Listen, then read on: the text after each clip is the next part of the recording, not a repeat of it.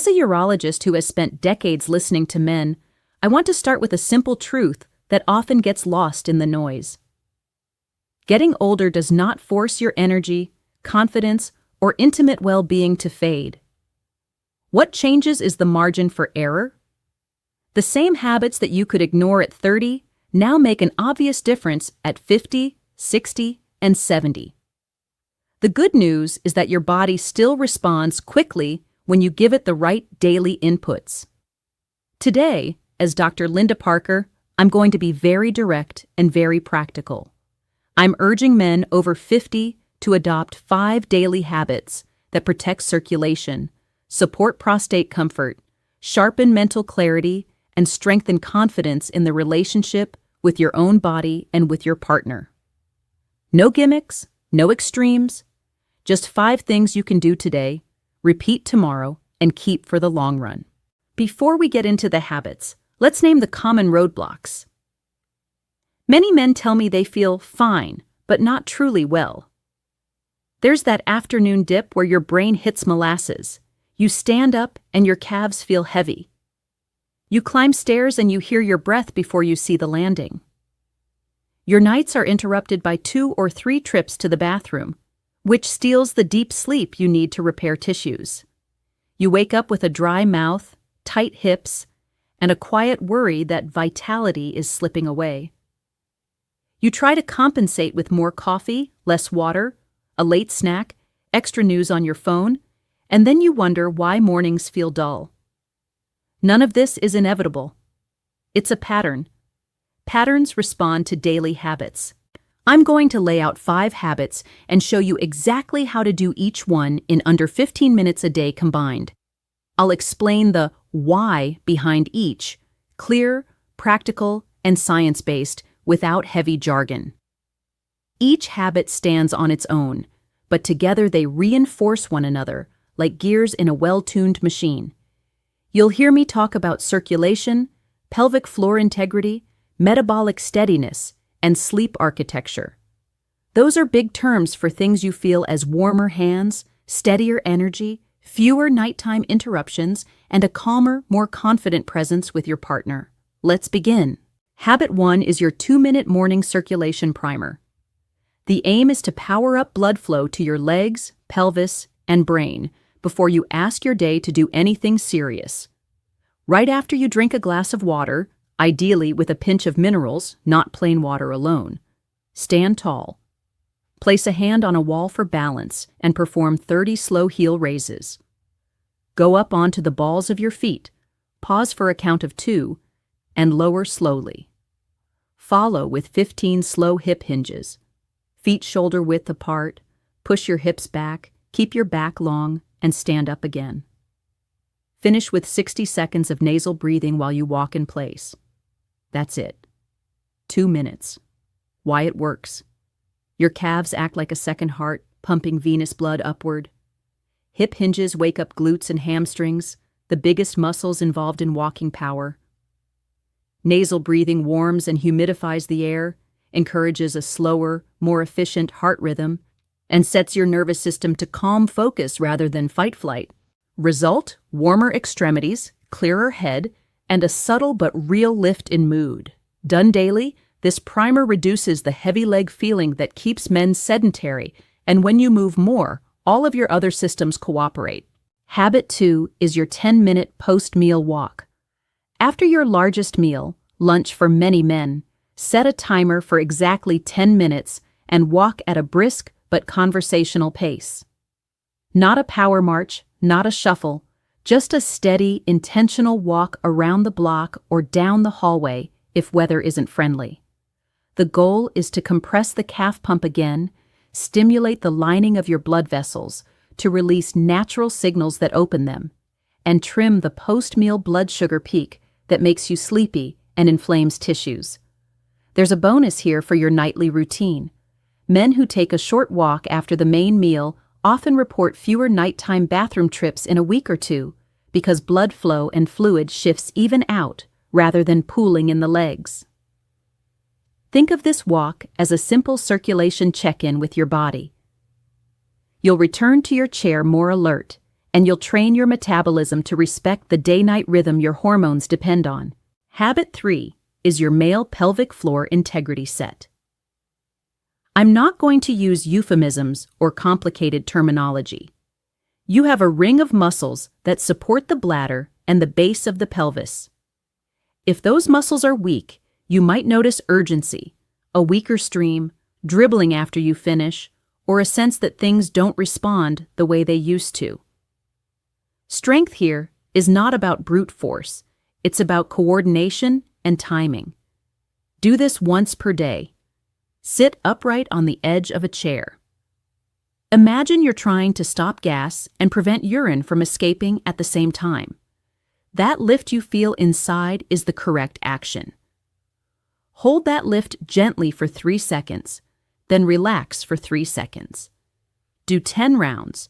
Rest for 30 seconds. Then perform 10 quick pulses. Lift, release, as if you're tapping a light switch. Finish with 5 slow belly breaths through the nose, letting the pelvic floor relax completely on the inhale and gently rise on the exhale. Total time: 4 minutes. Why it works? These muscles learn to contract when you need them and relax when you don't. Men who practice this daily often report more control, fewer urgent bathroom trips, better confidence in situations that used to make them anxious, and a general feeling of stronger support through the core. Pair this with the hip hinge from the morning primer, and you're giving the pelvis the attention it deserves without any expensive equipment. Habit 4 is your hydration with a purpose. I urge you to stop drinking plain water all day long, especially in the afternoon and evening. Hydration is not just about volume, it's about the water getting where it needs to go and staying there. In the morning, prepare a liter bottle of filtered water and add a small dose of magnesium in a well-tolerated form, citrate if you tend toward constipation, bisglycinate if your digestion is sensitive, and a squeeze of lemon. Sip this during the first half of the day. Then taper fluids after 6 p.m. Why it works? Magnesium participates in hundreds of cellular processes that keep your blood vessels responsive, muscles less tense, and nerves steady. Adding it to water improves how that water moves into your cells rather than straight through you. The lemon provides a light dose of potassium and a pleasant taste that nudges you to sip rather than chug. Tapering fluids in the evening reduces nighttime awakenings without compromising overall hydration. If your nights are broken by bathroom trips, this one change, morning mineral hydration, evening taper, often makes a dramatic difference within 10 to 14 days. Habit 5 is the late day downshift. 20 minutes with 3 parts, light, breath, and stillness, to tell your nervous system it's time to hand the controls from day mode to night mode. Within the last 90 minutes before bed, dim the overhead lights and switch to lamps. Spend 5 minutes sitting comfortably, breathing only through your nose, counting an inhale for 4 and an exhale for 6. Then put your phone across the room, face down, and read a few pages of something calming or simply sit quietly with your eyes relaxed. Why it works. Your blood vessels and your heart obey the same master clock as your brain. Bright light late at night delays that clock. Dim light and nasal breathing move it forward. A longer exhale signals stand down to the stress circuits that keep your muscles tense and your bladder twitchy. When sleep becomes deeper and more continuous, hormones that protect your arteries, your brain, and your intimate well-being have a better window to do their job. Men are often surprised that this habit, the easiest one to dismiss, pays the biggest dividends for vitality. I want to take each habit and unpack the most important benefits so you understand what to expect and how to know it's working. The morning circulation primer delivers 3 core benefits. First, it warms the periphery. If your fingers and toes are often cool, you'll notice a difference within a week. Warmer extremities signal more responsive blood vessels and better delivery of oxygen and nutrients. Second, it cues your brain into alert calm. Nasal breathing with slow movement improves the balance between the activating and calming branches of your autonomic nervous system. That translates to clearer thinking without a jittery edge. Third, it primes your gait mechanics. Many men unknowingly walk from their knees with sleepy hips and calves. Heel raises and hip hinges nudge your body back towards strong hips and active calves, which saves your knees and lower back and makes every step more efficient. The post-meal walk carries its own trio of benefits. You'll feel digestion move more comfortably and notice less heaviness after eating. You'll also flatten the post-meal energy slump. That happens because moving large muscles acts like a sponge for the fuel that would otherwise linger in your bloodstream and make you drowsy. Finally, you'll teach fluid to shift earlier in the day. Many men retain fluid in the lower legs while sitting, only to move that fluid into circulation when they lie down, which then asks the kidneys to work just as you're trying to sleep. A short walk gently redistributes fluid when you want it to happen. The pelvic floor integrity set offers benefits that men tend to keep quiet about because they're personal, but they matter deeply. Better control when you sneeze or cough. Less urgency when you hear water running or arrive at your front door. A more decisive finish when you empty your bladder, which reduces those lingering drops that force you to visit the bathroom again 10 minutes later. Perhaps most underappreciated is the confidence that comes from feeling your core is supporting you from below. That confidence shows up in posture, mood, and the way you approach moments of closeness with your partner. Hydration with purpose improves 3 areas quickly. It makes muscles feel less wired tight, especially in the neck, lower back, and calves. It supports a steadier heartbeat during daily activity, which you experience as less huffing on stairs and an easier time keeping a steady pace on walks. And it helps sleep consolidate by reducing late evening bathroom trips. Many men tell me their first wow moment is realizing they slept through the night for the first time in months. That alone changes the next day's energy. The late day downshift benefits everything, but is easiest to recognize in your mornings.